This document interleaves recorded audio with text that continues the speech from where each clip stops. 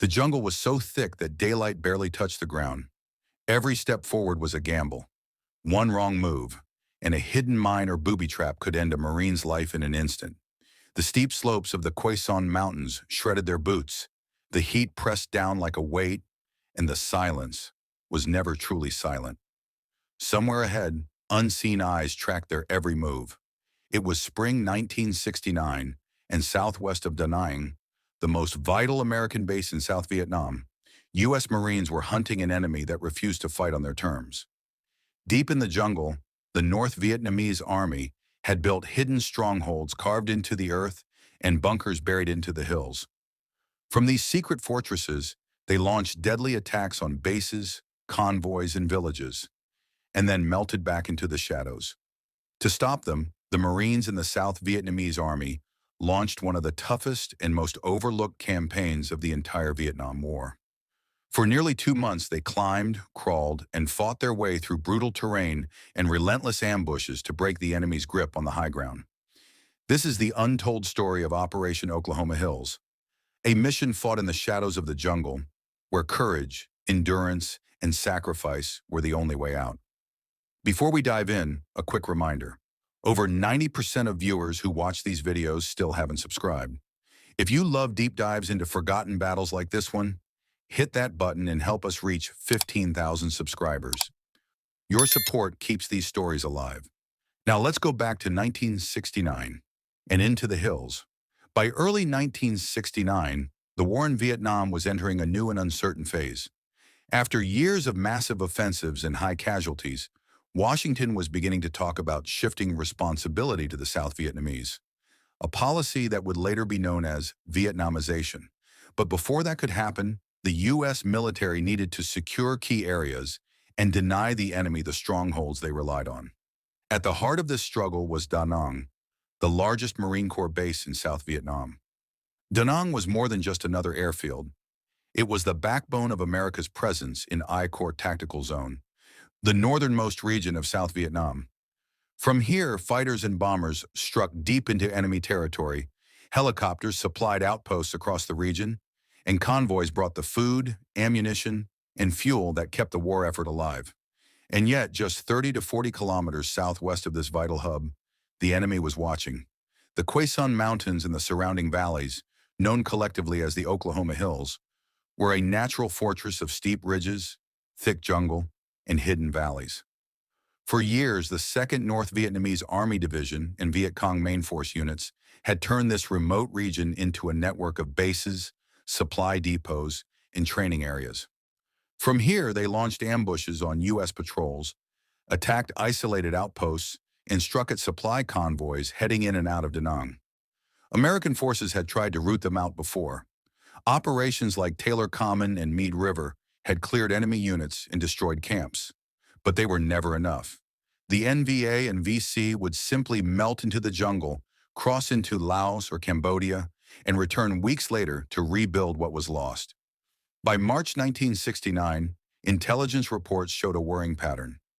Enemy units were once again massing in the Quai Son region, rebuilding bunkers and preparing for new attacks. Da Nang and the entire southern approach to our corps was at risk if nothing was done. Marine commanders knew they couldn't allow that to happen. If the enemy maintained a sanctuary so close to their most important base, every convoy, patrol, and village in the region would remain under threat. The solution was clear. Launch a massive search and destroy operation deep into the Oklahoma Hills and wipe out the NVA presence, once and for all. It would be no small task. The Marines would be fighting not just the enemy, but the unforgiving terrain itself. The jungle would hide ambushes. The steep slopes would slow down every advance. And the enemy, as always, would be determined, experienced, and deadly. But the stakes were too high to ignore. The future of Da Nang and the entire American war effort in the region depended on breaking the enemy's hold on those mountains. With fresh intelligence confirming heavy enemy activity in the Quai Son Mountains, Marine commanders knew they had no time to waste. The goal was clear: penetrate deep into the Oklahoma Hills, destroy enemy base areas, and cut off their ability to threaten Da Nang.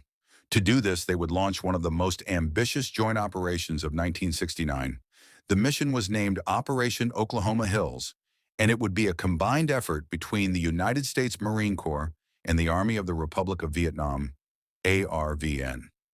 The responsibility for leading the assault fell to the 1st Marine Division, a veteran force that had fought some of the fiercest battles of the war.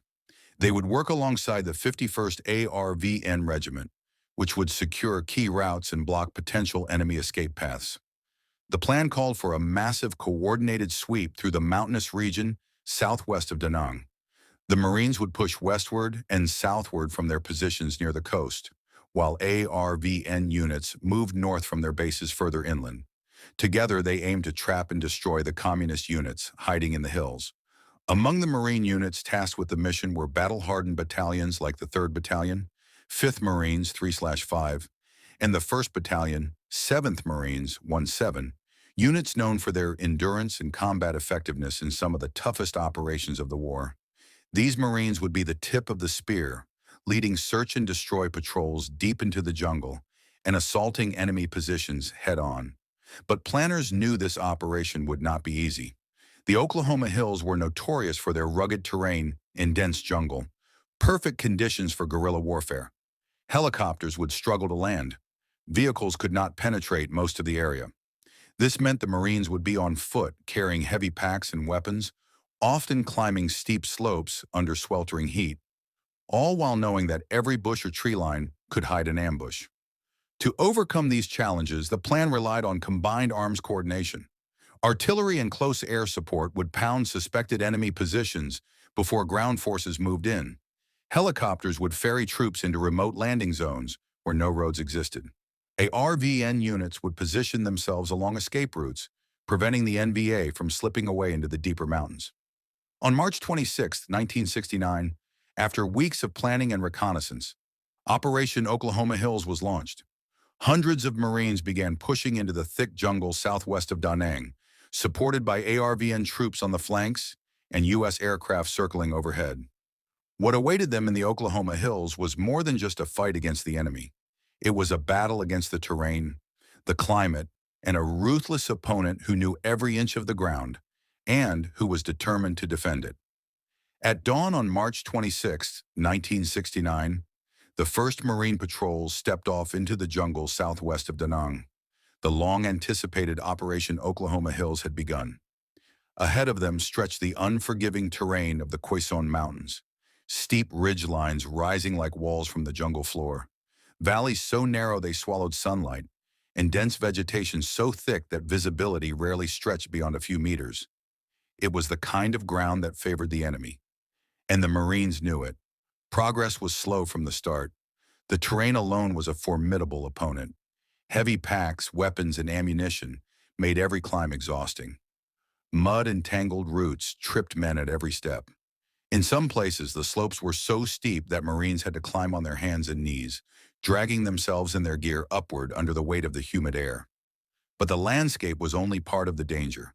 The enemy was everywhere and nowhere. The North Vietnamese Army, NVA, and Viet Cong, VC, had no intention of meeting the Marines in a pitched battle. Instead, they used the terrain to their advantage, relying on guerrilla tactics honed over years of fighting. Snipers fired from hidden positions before melting away into the jungle. Small squads launched sudden ambushes from behind tree lines, disappearing before the reinforcements could arrive. And everywhere there were traps. Booby traps and mines were scattered across trails, riverbanks, and even inside abandoned huts.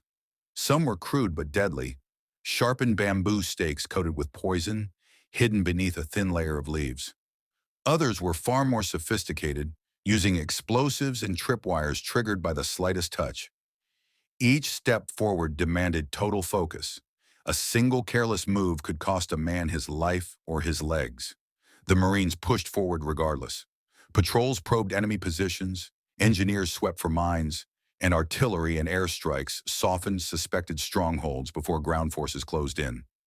Helicopter gunships hovered overhead, ready to unleash rockets at a moment's notice. But even getting helicopters into the fight was a challenge. The thick jungle canopy made landings difficult and dangerous, forcing pilots to find narrow clearings or hover just long enough for Marines to jump out before pulling away.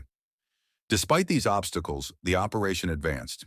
Early patrols uncovered small enemy camps and supply points hidden deep in the forest. Documents seized in these raids revealed valuable intelligence, details about the 2nd NVA Division's movements and the locations of larger base areas further west. Each skirmish, each patrol, was a step deeper into the enemy's heartland. Casualties mounted on both sides. The Marines suffered losses from ambushes and booby traps, but they gave as good as they got. Enemy fighters caught in the open were cut down by rifle fire and airstrikes.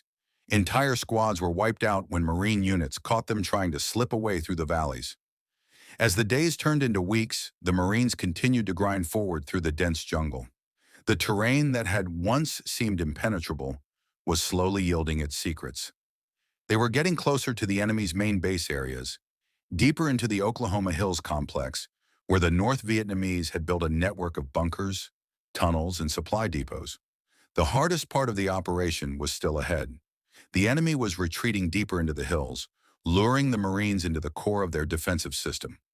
It was here in the heart of the mountains that Operation Oklahoma Hills would become a brutal contest of endurance and firepower, a fight for control over the hidden fortresses that had fueled the communist war effort for years. By early April 1969, weeks into Operation Oklahoma Hills, the Marines had clawed their way deep into enemy territory. The scattered ambushes and sniper fire of the opening days began to give way to something far more dangerous: signs of well-organized enemy defenses buried deep within the hills. Patrols started finding the first hints: a hidden cooking area here, a camouflage tunnel entrance there. Then came bigger discoveries: storage bunkers packed with rice, ammunition, and medical supplies. The deeper they pushed, the clearer it became that they weren't just sweeping a few guerrilla camps. They were closing in on a major North Vietnamese base complex, one that had been hidden for years in the folds of the Quezon Mountains. The Marines advanced cautiously, knowing they were entering the enemy's heartland. The bunkers they encountered were far more elaborate than anything they had seen before. Dug deep into hillsides and reinforced with logs, they were nearly impervious to small arms fire. Some were connected by tunnel networks stretching hundreds of meters, allowing the enemy to move unseen, reappear behind Marine lines, or vanish entirely when outgunned. These hidden strongholds were more than just defensive positions. They were the backbone of the communist war effort in this part of Quang Nam province. Inside, Marines found field hospitals, training areas, command posts, and enormous stockpiles of weapons and explosives. It was clear that the 2nd NVA Division had used these bases to plan and launch countless attacks against Da Nang and surrounding villages. But the NVA wasn't about to abandon them without a fight. In mid-April, Marine patrols closing in on one such complex were met with intense automatic fire from concealed bunkers. The jungle erupted in gunfire as Marines hit the ground and called in air support. Jets screamed overhead, dropping bombs and napalm on the hillsides, while artillery batteries from distant fire bases pounded the ridges with high explosive shells. Even so, many of the enemy bunkers withstood the bombardment, forcing Marines to assault them directly. These close-quarters battles were some of the most brutal of the operation. Marines would flank a bunker under covering fire, toss grenades into firing ports, and rush forward as explosions ripped through the air. In some cases, they had to crawl through narrow tunnels, weapons ready, never knowing if an enemy soldier was waiting just a few feet ahead. Every captured position revealed another, deeper, better hidden, more heavily defended. The fighting was relentless. The NVA knew the terrain intimately and used every advantage it offered. They struck from hidden firing holes and spider holes, vanished into tunnels, and reappeared behind Marine patrols. Booby traps laced with explosives slowed every advance. The Marines responded with overwhelming firepower, calling in helicopter gunships, artillery barrages, and close air support to smash enemy fortifications before moving in to clear what was left. To counter the enemy's mobility, Marine commanders began using a new tactic known as saturation patrols. Instead of relying on large sweeping movements, they broke their forces into smaller units and sent them in all directions simultaneously. The idea was to deny the NVA the space and time to regroup, forcing them into firefights where they were weakest. Meanwhile, ARVN forces tightened the noose from the south, blocking escape routes and capturing fighters attempting to flee. Their presence ensured that any enemy unit trying to slip out of the mountains would run straight into a wall of South Vietnamese troops. By late April, the Marines had destroyed dozens of bunker systems and uncovered massive stockpiles of supplies. Each discovery struck a blow to the NVA's ability to sustain operations near Da Nang. Still, resistance continued.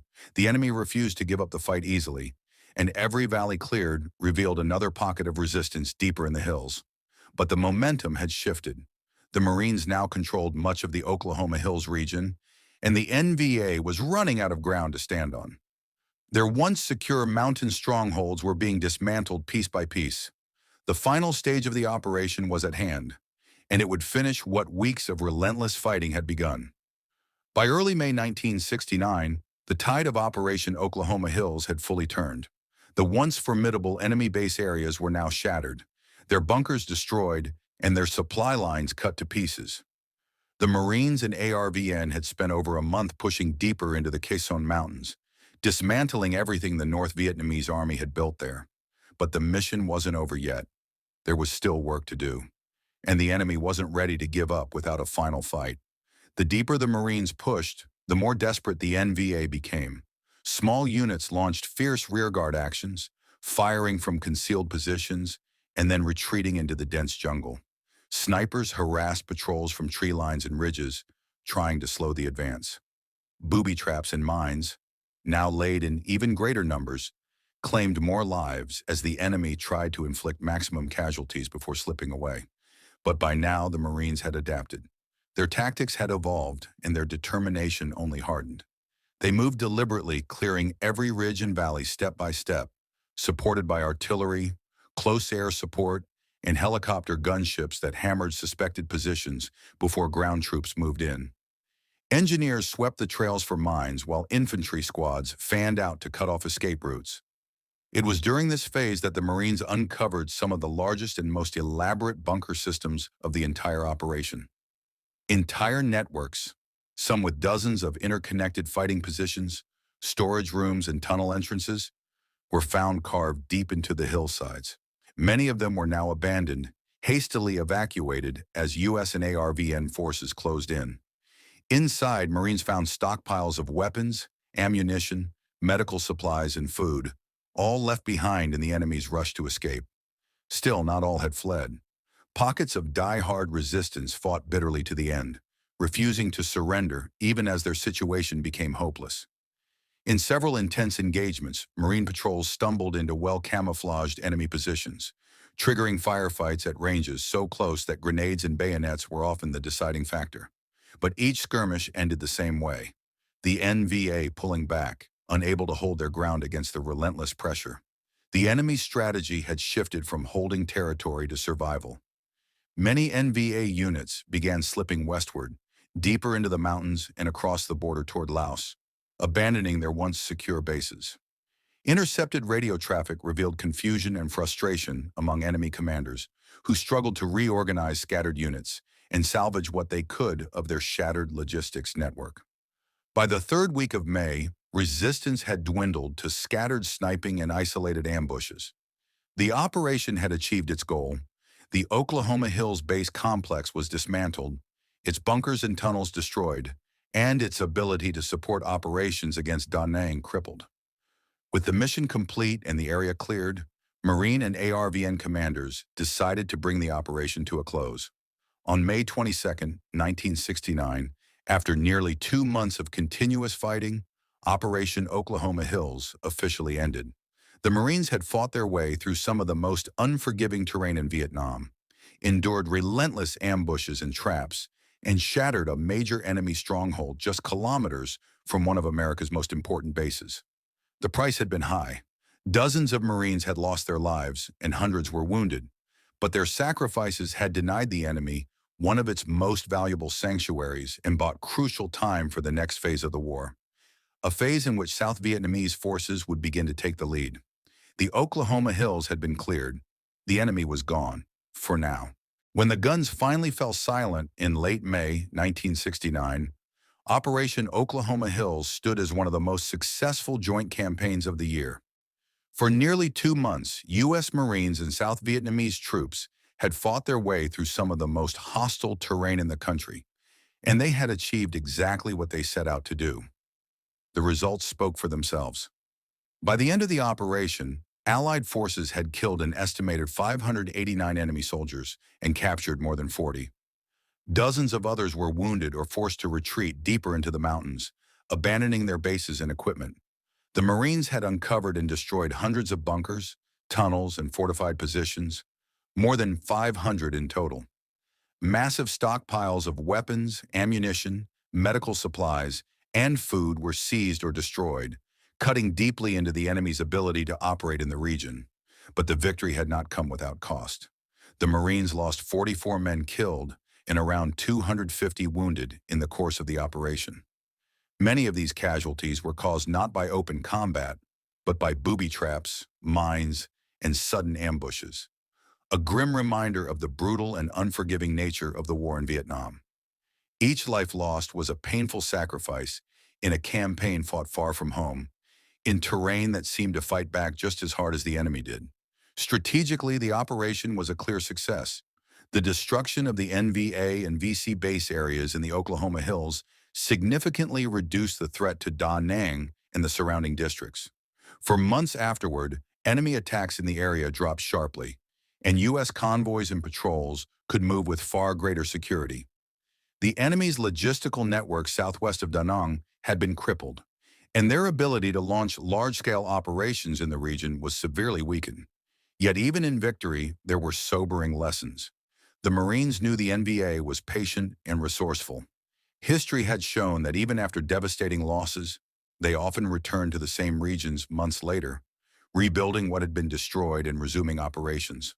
The jungles and mountains of Vietnam could hide entire armies, and without a permanent presence, no area ever stayed secure for long. Still, Operation Oklahoma Hills marked a turning point. It demonstrated that U.S. and ARVN forces could coordinate large-scale operations effectively, combining mobility, firepower, and determination to root out deeply entrenched enemy forces. It was also one of the last major ground offensives led by U.S. Marines before the gradual withdrawal of American troops began under President Nixon's Vietnamization policy later that year. For the Marines who fought there, the operation was more than just a military success. It was a testament to endurance. They had faced an invisible enemy in some of the harshest terrain imaginable and had overcome every obstacle placed in their path. The mountains that had once sheltered the enemy now stood silent, their tunnels destroyed, their bunkers empty. The Oklahoma Hills had been cleared. Da Nang was safer. And the Marines had proven once again that no terrain, no trap, and no enemy could break their resolve. Operation Oklahoma Hills might not be as well known as battles like Hue, Khe Sanh, or Hamburger Hill, but for the Marines who fought there, and for the broader course of the war, it was a mission that mattered deeply. It was a hard, grinding campaign fought not for headlines or glory, but for control of the ground that shaped the war's outcome. The operation highlighted one of the most enduring truths of the Vietnam War. Terrain was as much an enemy as the soldiers themselves. The Khe Sanh Mountains were tailor-made for guerrilla warfare, steep, remote, and covered in dense jungle. Every bunker destroyed, every tunnel collapsed, and every path cleared had been won through sweat, blood, and determination. It showed that even with overwhelming firepower and technology, victory in Vietnam often came down to the grit of small infantry units, fighting yard by yard. It also underscored the adaptability and resilience of the U.S. Marine Corps and their South Vietnamese allies. Faced with hidden bunkers, deadly traps, and an enemy that refused to fight conventionally, they adjusted their tactics, relied on small unit patrols, and combined infantry assaults with artillery and air support to break the enemy's hold. Their coordination with ARVN units during the operation also demonstrated how joint efforts could deliver results, a critical lesson as the U.S. prepared to hand over more responsibility under the Vietnamization strategy. At the same time, Operation Oklahoma Hills revealed the limitations of even the most successful operations. While the Marines had destroyed the NVA's strongholds and severely disrupted their logistics, they could not permanently eliminate the enemy presence without a lasting occupation of the region. Within months, elements of the 2nd NVA Division would begin to filter back into the hills, rebuilding some of what had been lost. It was a pattern repeated across Vietnam, one that reflected the deeper challenges of a war where control of territory was often temporary. Yet for all its difficulties, the operation achieved what it set out to do. It secured Da Nang's southwestern approaches, protected vital supply routes, and gave U.S. and South Vietnamese forces the breathing room they needed to prepare for the next phase of the conflict. For a time, the Oklahoma Hills, once a sanctuary for enemy forces, became a dangerous place for the NVA to operate. And perhaps most importantly, Operation Oklahoma Hills stands as a testament to the courage and perseverance of the men who fought there. They endured punishing terrain, relentless ambushes, and a cunning enemy, and they never wavered. Their efforts might not have grabbed the headlines, but they were essential to the larger mission. They fought a hidden war in the shadows of the mountains, and through their sacrifice, they delivered a victory that mattered. More than 5 decades later, the story of Operation Oklahoma Hills remains one of the Vietnam War's forgotten chapters. A reminder that history is often written not just in the famous battles, but in the relentless, grinding campaigns fought far from the cameras, in jungles and hills where victory was measured one ridge, one bunker, and one patrol at a time. The story of Operation Oklahoma Hills is more than just a chapter in the Vietnam War. It's a story of courage, endurance, and sacrifice. It's about young Marines and South Vietnamese soldiers who pushed into unforgiving terrain, faced an enemy they could barely see, and refused to quit no matter how hard the fight became. For nearly 2 months, they battled not just the North Vietnamese Army, but the land itself, the steep mountains, the choking jungle, and the deadly traps that waited behind every tree. They dismantled an enemy stronghold, secured one of America's most vital bases, and proved once again that determination and teamwork could achieve the impossible. And yet, like so many battles in Vietnam, Oklahoma Hills is often forgotten, buried beneath the names of more famous fights. But it shouldn't be, because every patrol, every bunker cleared, and every hill taken mattered. Their sacrifices made a difference. If you learned something new today, let us know in the comments. Had you ever heard of Operation Oklahoma Hills before this video? And if you love these deep dives into forgotten battles and untold stories of the Vietnam War, make sure you hit that subscribe button. Over 90% of viewers still aren't subscribed, and your support helps us keep these stories alive. We're on a mission to reach 15,000 subscribers, and with your help, we'll get there. So join us, because there are many more hidden battles, forgotten heroes, and untold stories still to come. Thank you for watching, and we'll see you in the next video.